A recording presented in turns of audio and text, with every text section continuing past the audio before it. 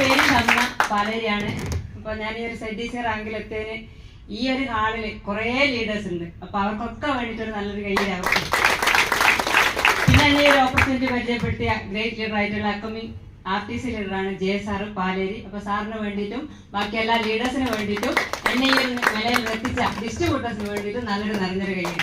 കാരണം നമ്മൾ ഒരിക്കലും ഗുരു നിന്ന മറക്കരുത് എന്നാണ്. കാരണം എൻ്റെ എക്സ്പീരിയൻസും കാര്യങ്ങളെല്ലാം നിങ്ങൾ കുറച്ച് കേട്ടിട്ടുള്ള ആളുകളുണ്ട്. എന്തുകൊണ്ടാണ് സാർ ഇങ്ങോട്ടൊക്കെ എന്നെ ആക്കിയെന്ന് വെച്ച് കഴിഞ്ഞാൽ ഞാനൊരു വെറും സാധാരണക്കാരിയാണ്.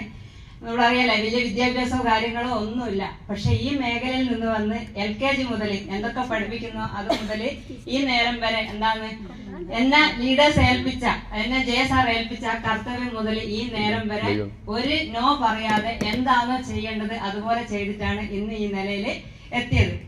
പിന്നെ നമ്മൾ പറയും ആഗ്രഹങ്ങളും സ്വപ്നങ്ങളൊക്കെ ഒരുപാടുണ്ട് അല്ലേ. അപ്പൊ എനിക്കും ഉണ്ടായിരുന്നു ഒരുപാട് ആഗ്രഹങ്ങളും സ്വപ്നങ്ങളും. പക്ഷെ എന്റെ ഫാമിലിയിൽ എന്റെ ആഗ്രഹവും സ്വപ്നങ്ങളും ഒന്നും നിറവേറ്റി തരാനാവാത്തത് കൊണ്ട് എല്ലാം കുഴിച്ചു മൂടി. അങ്ങനെയാണോ നമ്മൾ കുറെ ആളുകൾ ഇതിൽ ഏറ്റവും കൂടുതൽ സ്ത്രീകൾക്കാണ് കേട്ടോ മുൻഗണന. ഇപ്പൊ ഓരോ വർഷങ്ങൾ കഴിയുന്തോറും ഈ ഹാളിൽ തന്നെ ഏറ്റവും കൂടുതൽ സ്ത്രീകളാണുള്ളത്. അതുകൊണ്ട് ആരാണോ നിങ്ങൾ ഈ മേഖലയിൽ കൈപിടിച്ചാൽ അവരുടെ പൂർണ്ണമായിട്ട് വിശ്വസിച്ച്, കാരണം മഹാലക്ഷ്മി ദൈവം ഒരിക്കലും എന്താക്കല നമ്മുടെ നേരിട്ട് വന്ന ഒരു അവസരവും തരൂല. പക്ഷെ ആ കൈപിടിച്ച ആളുകളാണെന്ന് ദൈവം എന്ന് വിചാരിച്ചുകൊണ്ട് ഈ മേഖല തിരഞ്ഞെടുക്കുക. എന്റെ ചെറിയൊരു എക്സ്പീരിയൻസും കൂടിയും ഞാൻ പറഞ്ഞു. ഒരു അസുഖം ബാധിച്ചാണ് ഞാൻ ഈ ഒരു മേഖലയിലെത്തിയ. ആദ്യം ബിസിനസ് ആയിട്ടാണ് സാറ് പറഞ്ഞത്. പക്ഷെ ബിസിനസ് ഒഴിവാക്കി. കാരണം ലക്ഷങ്ങൾ കോടികൾ വേണം, വിദ്യാഭ്യാസം വേണം, അതൊന്നും ഇല്ല. പിന്നെ കാണാൻ വലിയ ലുക്കൊന്നും ഇല്ലാത്തത് കൊണ്ട് ബിസിനസ് അങ്ങ് ഒഴിവാക്കി.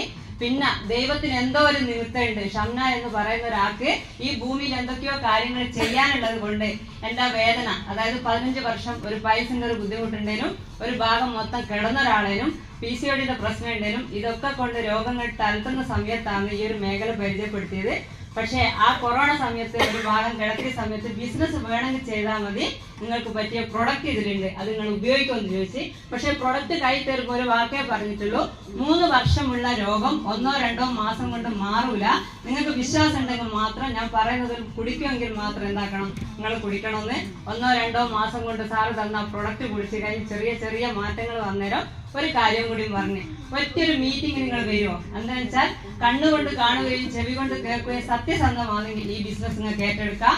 അതുകൊണ്ട് ഒരു കാര്യം മാത്രം, നിങ്ങൾ ഒരു പ്രാവശ്യം മീറ്റിംഗ് വരുമോ എന്ന് ചോദിച്ചു. ഞാൻ ബിസിനസ് ഏറ്റെടുക്കാത്ത എന്തുകൊണ്ടാന്ന് വെച്ചാൽ വിദ്യാഭ്യാസം ഇല്ലാത്തത് കൊണ്ടും ബിസിനസ് ആയതുകൊണ്ടും. പക്ഷെ ആ ഹാളിൽ വന്ന് ഇതുപോലെ ഇരുന്ന സമയത്താണ് മനസ്സിലായത് നമ്മളെ പോലുള്ള ആളുകൾക്ക് ഇത് ചെയ്യാൻ പറ്റുന്നതാണ്. അങ്ങനെ പ്രൊഡക്റ്റുകൾ ഞാൻ ഉപയോഗിച്ച റിസൾട്ട് കണ്ടതിന് ശേഷം മറ്റുള്ളവർക്ക് കൊടുത്ത് കഴിഞ്ഞ് പിന്നെ ഒന്ന് വേക്കോട് ചിന്തിച്ചു. കാരണം 10-40